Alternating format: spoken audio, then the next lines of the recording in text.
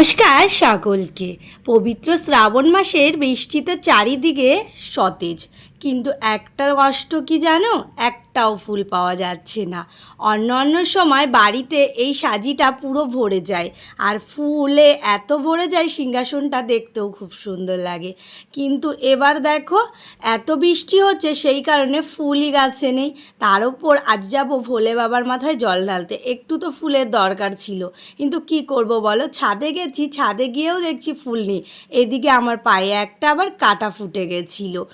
অত বড় অপরাজিতা গাছে অন্য সময় ফুল ঝরে ঝরে পড়ে যায়, কিন্তু আজ একটাও ফুল নেই। কিন্তু কি করব, তুলসী পাতার যে মঞ্জুরি সেগুলো তুলে নিয়ে গেছি, সেগুলো রাধা গোবিন্দর চরণে চন্দন দিয়ে দিয়েছি, আর দু একটা করে ফুল দিয়েছি, আর বাকি ফুলগুলো সব ভোলে বাবার কাছে নিয়ে গেছি। কাল আমি আর গাছে ফুটুক, সেগুলোই রাধা গোবিন্দর চরণে দেবো।